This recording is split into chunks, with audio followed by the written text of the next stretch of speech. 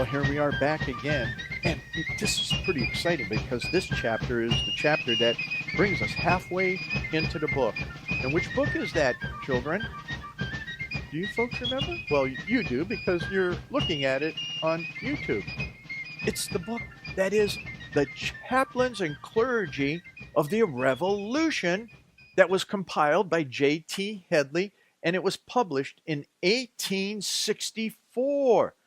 So that you, my children, and all that would listen would grow up in a manly manner and a womanly manner according to God's purposes, and that you would remember these truths and let no one deny the fact that Christianity was highly involved in the foundation of this nation, and Christians didn't sit by the wayside. They just didn't sit and pray, and they just did not take and just not engage. No, as this book leads over and over, Christians did what? Pastors did what? They went out to battle. They stood their ground, and truth was told, not only at the pulpit, but preparing the people to stand for liberty and against tyranny. So let's see what chapter 23 has to say. In chapter 23 is Samuel Kirkland. Here's what it's about. All right, here's what it's about. His birth and education, a teacher in Dr. Wheellock's school, goes a missionary to the Indians of New York State, his labors and perils, his mission broken up by the Revolution, employed by Congress to keep the Indians from joining the British, prevented by Brandt, a chaplain in Sullivan's brigade, accompanies it to Genesee Flats. His services rewarded by Congress, settles among the Oneidas after the war, founds Hamilton College, is thrown from his horse, his death.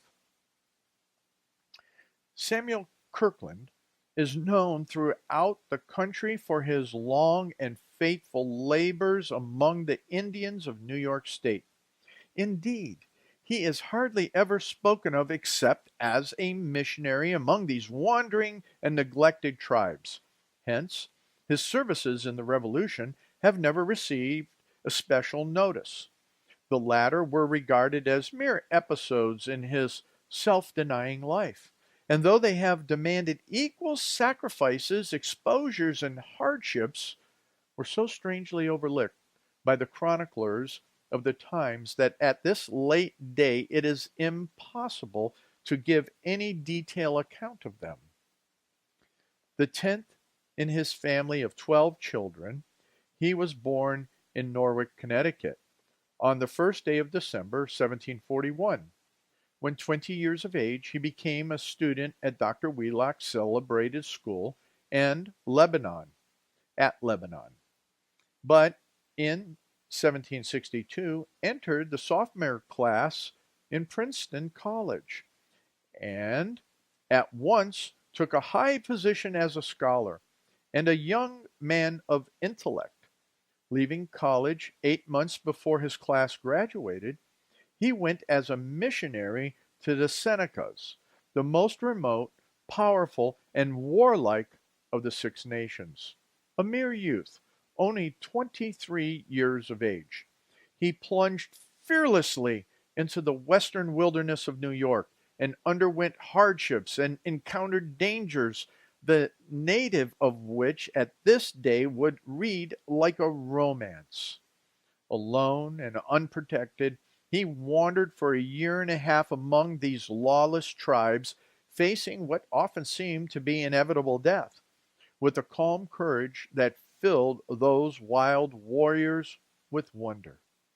His escape sometimes seemed almost miraculous. He returned in 1766, bringing with him a Seneca chief who, being introduced by him to the General Assembly of Connecticut at Hartford, was received with marked honor.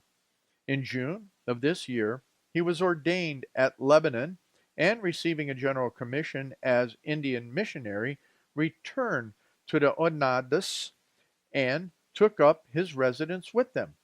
He remained here, prosecuting his self-denying labors till the commencement of the Revolution, when the threatening sound of the rising tribes among our frontier broke up his mission. He then offered his services to Congress and endeavored to enlist the Indians of the state on the side of America, or at least induce them to preserve a strict neutrality. His knowledge of their various dialects and the influence he had acquired over them rendered him the most fitting agent to accomplish this object. Although, in prosecuting his mission, he visited the various tribes, he was especially anxious that the Six Nations would not take up arms on the side of the British, for he knew if they did, our frontiers would be drenched in blood. To prevent this, he made long journeys, attended council after council in various places, and at one time thought he should succeed in keeping those powerful confederated tribes tranquil. But the famous Mohawk warrior, Brandt, counteracted all his efforts, and the massacres of the Mohawk Valley, of Wyoming, and Minishink followed, filling the state with mourning. Shut out from the field of his labors, Kirkland entered the army as a chaplain, but, as remarked before, of his valuable service in this capacity, but little is left on record or has been handed down by tradition. We find him in 1778 and 1779 among the Oneidas, collecting and transmitting to government information of the designs and movements of the enemy along Niagara and the lakes, which was of great value and which could be obtained in no other way. His knowledge of the Indian languages and the desire of friendly Indians to render him any service gave him great facilities in this respect, and he kept in constant communication with those having the direction of public affairs. His long sojourns in the wilderness and his extensive travels in that almost unknown region gave him also a knowledge of the country which no other white man possessed. Hence, when Sullivan was sent with his brigade to chastise the hostile nations of the Susquehanna and the Genesee valleys, he was solicited to accompany him as chaplain. He did so, and saw a powerful army sweep through the forest where, so many years before, he passed alone and unattended. The contrast was a painful one. Then, with the Bible in his hand, trusting alone in the protection of heaven, he went the messenger of peace, preaching the gospel of Christ to the savages. Now he came with fire and sword to slaughter and lay waste. The drum and bugle and loud-mouthed cannon had taken the place of tones of kindness and friendship. And he saw with an aching heart the awful scourge move restlessly on. The peaceful village, smiling in the summer sun, and the waving fields of corn disappeared as it passed, while the warriors who gathered in their defense were stretched stark and stiff amid the desolation. At last the devastating army reached the Eden of this wild region, the beautiful Genesee Flats, 20 miles long and 4 broad. The cultivated valley spread out before them in all its richness and beauty. The tall grass bent before the wind. Cornfield on cornfield, as far as the eye could reach, waved in the sunlight. Orchards that had been growing for generations were weighed down under the profusion of fruit. Cattle grazed on the banks of the river, while 150 20 houses, not huts, but large, airy buildings nestled amid the fruit trees, making a scene of surprising loveliness. Mr. Kirkland saw the army of 5,000 camp at night amid this beauty and luxuriance. Before noon the next day, the smoke of burning dwellings covered the valley, and when it lifted, a wide desolation met the eye, and the army encamped at night in a desert. The important services he rendered the country both before and during this campaign have passed into oblivion. We can only infer their value from the action of Congress subsequently. That body voted him a liberal grant of land, specifying that it was in consideration of his services as chaplain and other, quote, important services rendered during the war, end quote. The state of New York, the general government, and Sullivan all recognized and appreciated them. Thus, in every department of the Revolution, the influence of the clergy was felt. In the provincial legislature, in the General Congress originating and upholding important measures, in the most remote parishes rousing the people to arms, in the tented field by example and precept teaching the troops heroism, self-denial, and morality, in the wilderness among the savage tribes, everywhere wisdom and knowledge were required, soldiers wanted and work was to be done, when they found performing not a subordinate but a leading part. One cannot look anywhere over the 13 states during that struggle or along their bleeding frontiers without seeing that the clergy, standing as bulwarks of freedom or toiling single-handed for its success. Turn which way we will, we are made to feel that a history of American independence that leaves the clergy out or only mentions them incidentally is not only false in fact, but what is still worse, false in one of the great lessons God designed our early history should teach. Children, I want to take a moment before we continue on to reread that last couple of sentences. It is absolutely important because we have so many pastors in this year, in the previous years, this being 2019, but for the last 40 years that I have engaged in the fight for liberty based on God's word and perspective and what it means for the extensibility of the gospel, I have to say, this last paragraph pretty much here, I have to reread at this point before we continue, because I just listened to a major pastor talking with a gentleman by the name of Ben Shapiro, and he is one that neglects and he falsely teaches the truth I'm going to repeat. So take this to heart. Everyone, please take this to heart and listen of these words from 1864. We need to hear them now again.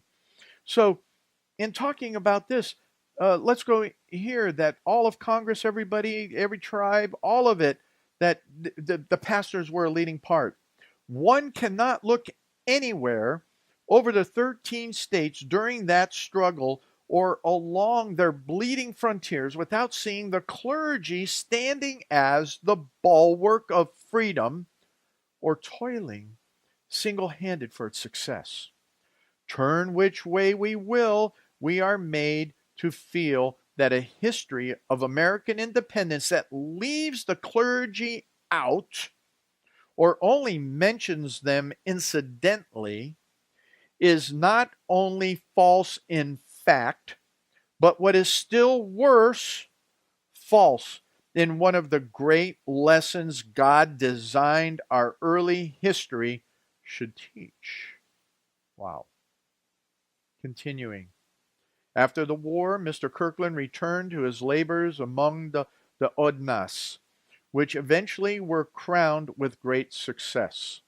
In 1791, he made a census of the 6 nations, and in the winter of the same year, at the request of the Secretary of War, took 40 chiefs and warriors, representatives of the 5 nations, to Philadelphia for the purpose of consulting in reference to the introduction of civilization among them, and of effecting a permanent treaty of peace between them and the United States.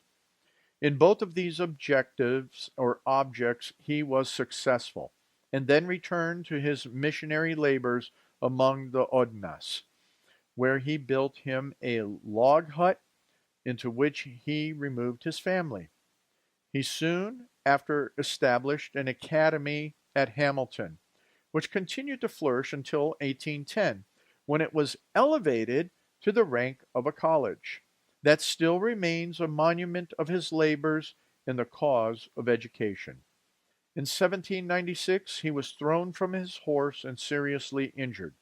He never recovered entirely from the shock he received in this accident, and remained more or less an invalid till 1808, when he was struck with paralysis, which carried him off suddenly and without his being conscious, apparently, of his approaching end.